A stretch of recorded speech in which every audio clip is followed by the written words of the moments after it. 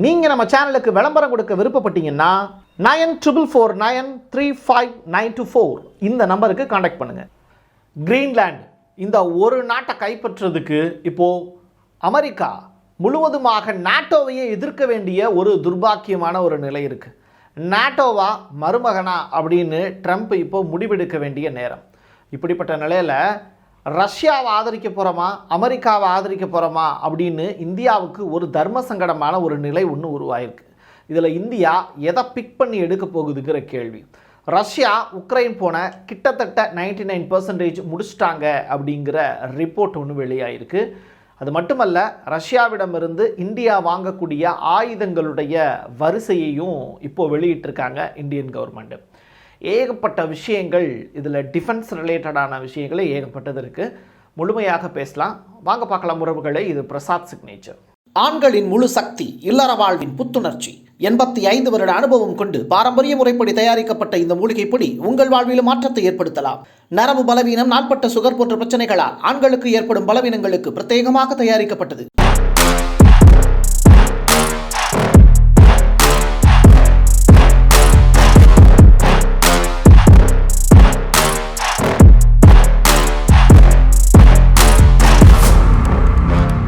டோன்பஸ் டோரட்ஸ்க் அப்படிங்கிற city.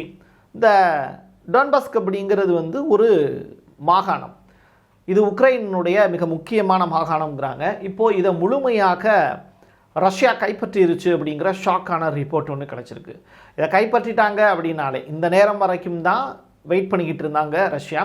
So அதுவும் இப்போ முடிஞ்சிருச்சு. அப்படிங்கும்போது உக்ரைன் முழுவதுமாக ரஷ்யாவினுடைய கட்டுப்பாட்டுக்குள்ளே வந்ததாகத்தான் எடுத்துக்க முடியும்.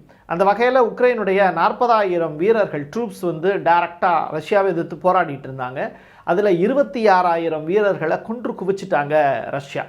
ஸோ நீங்கள் பணைய கைதிகளாக பிடிச்சு வைக்கிறது அப்படிங்கிறது இல்லை. ரஷ்ய வீரர்களை உக்ரைன் கைப்பற்றினாங்க, உக்ரைன் வீரர்களை ரஷ்யா கைப்பற்றினாங்க. அவங்கள பண்ட பரிமாற்று முறை மாதிரி வீரர்களை பரிமாற்றக்கூடிய நிகழ்வுகள்லாம் இடையில அரங்கேறிச்சு.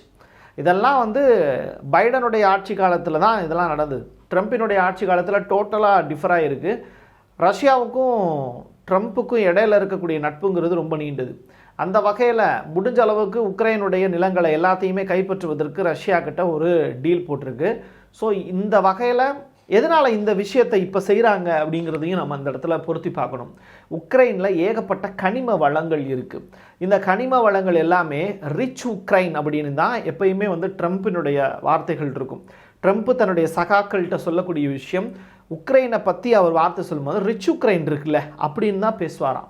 ஸோ அந்த அளவிற்கு இந்த உக்ரைன் மீதான கவனம் அப்படிங்கிறது அவருக்கு இருக்குது. ஸோ இப்படிப்பட்ட நிலையில் ட்ரம்ப்பினுடைய பார்வை உக்ரைன் மேலே முழுவதுமாக இருக்குது. ஆனால் உக்ரைனை ஆட்டைப்படணும் அப்படின்னா அதுக்கு நாட்டோ நாடுகள் தடையாக நிற்பாங்க.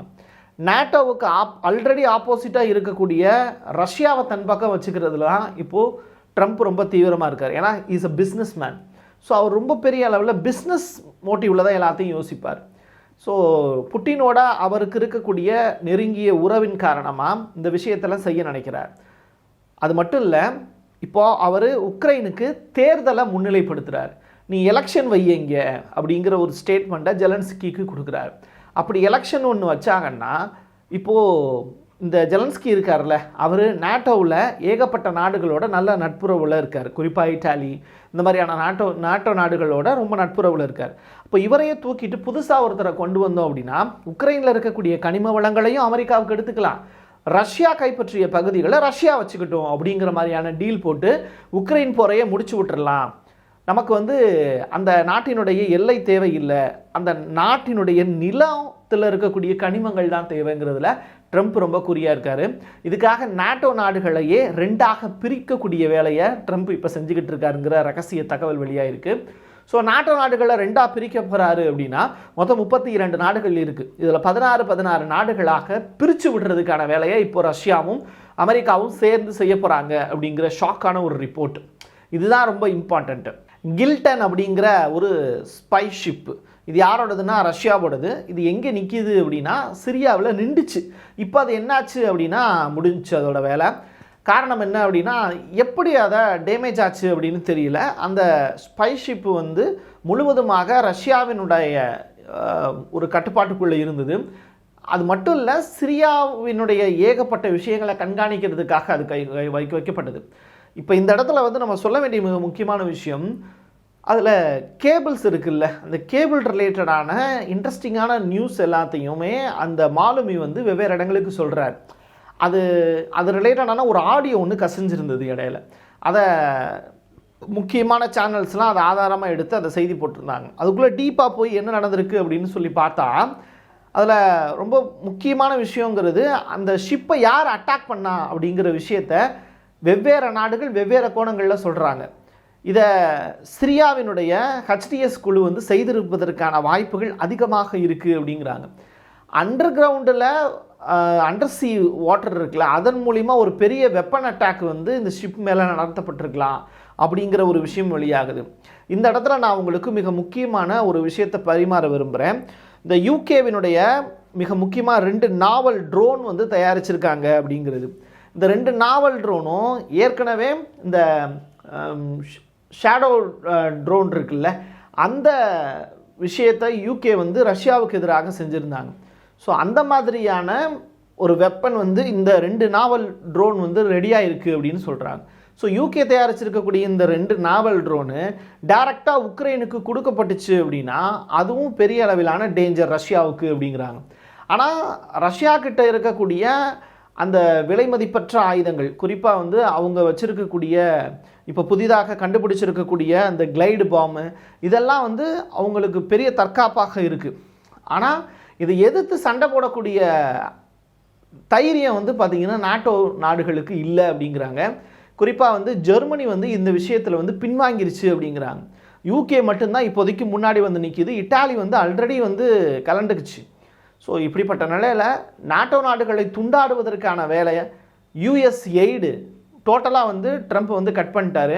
நான் மட்டுமே எல்லா நாடுகளுக்கும் வந்து எதுக்கு காசு கொடுக்கணும் போர் பண்ணுறதுக்கு, அது மூலிமா எனக்கு என்ன லாபம், அதனால் நான் இனிமேல் யூஎஸ் எய்டு வந்து போகவே போகாது அப்படிங்கிற ஒரு ஸ்டாண்டுக்கு வந்துட்டார். ஸோ நாட்டோவுக்கு எதிராகவே ட்ரம்ப் செயல்படுறாரு அப்படிங்கிற ஒரு விஷயத்தினால யூகே இப்போது மிக முக்கியமான ஸ்டாண்ட் எடுக்க வேண்டிய ஒரு காலகட்டத்தில் இருக்காங்க.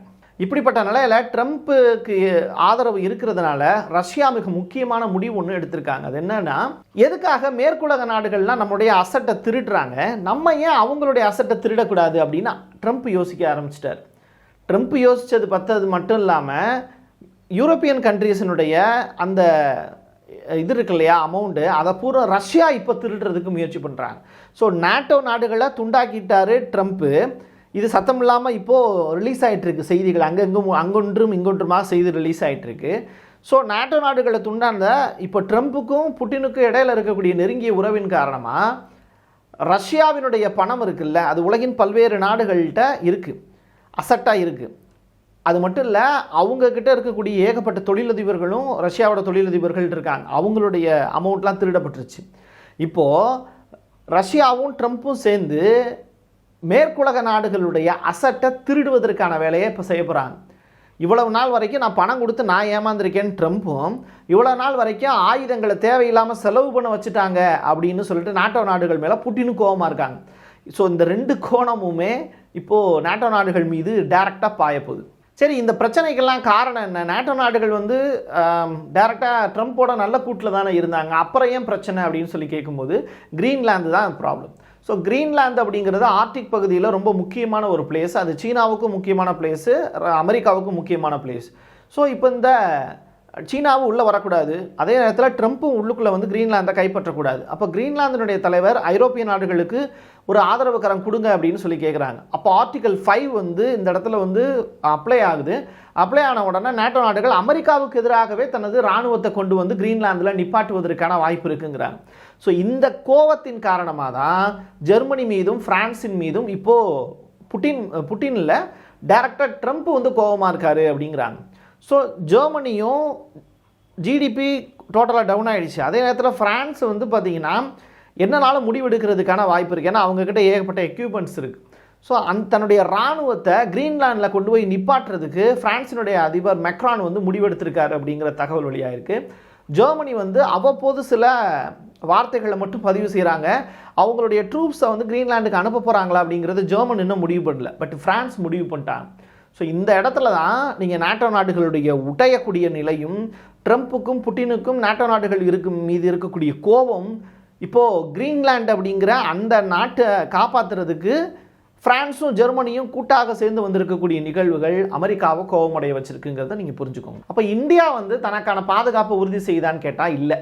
அப்போது மறுபடியும் நம்முடைய 1985 தயாரிக்கப்பட்ட ஒரு ஃபைட்டர் ஜெட்டு, இந்த ஃபைட்டர் ஜெட்டை மத்திய பிரதேசனுடைய மிராஜ் அப்படின்னு சொல்லிட்டு 2000 சொல்லப்படக்கூடிய அந்த ஃபைட்டர் ஜெட்டு இடையில இப்போ ஆக்சிடென்ட் ஆச்சு. அது வந்து காரணம் என்னென்னா சிஸ்டம் மால் ஃபங்க்ஷனால் இந்த ஆக்சிடென்ட் ஆச்சு அப்படின்னு சொல்கிறாங்க. 2 மாலுமிகளும் எஸ்கேப் ஆயிட்டாங்க, 2 பைலட்டும் எஸ்கேப் ஆயிட்டாங்க. இருந்தாலும் இது ஏன் வந்து செயலிழந்துருச்சு அப்படின்னு சொல்லி பார்க்கும்போது, இது வயது மூப்பின் காரணமாக 40 வருஷத்துக்கு மேலே அது வேலை பார்த்துருக்கு. அப்போ அது ஃபெயிலியராக தானே ஆகும் அப்படிங்கிறத இப்போ நம்முடைய ஆர்மி சீஃப், ஏர்ஃபோர்ஸ் சீஃப் வந்து ஏபி சிங் வந்து இந்த ஸ்டேட்மெண்ட்டை சொல்லியிருக்காரு. அது மட்டுமல்ல, இந்த பிளேன் கிராஷ் ஆனதுக்கு காரணம் என்னன்னு கேட்கும்போது வயது மூப்பு அப்படின்னு சொல்கிறாங்க. அப்போ இந்தியா கிட்ட எவ்வளவு இந்த மிராஜ் 2000 இருக்குது அப்படின்னு சொல்லிட்டு கேட்குறாங்க.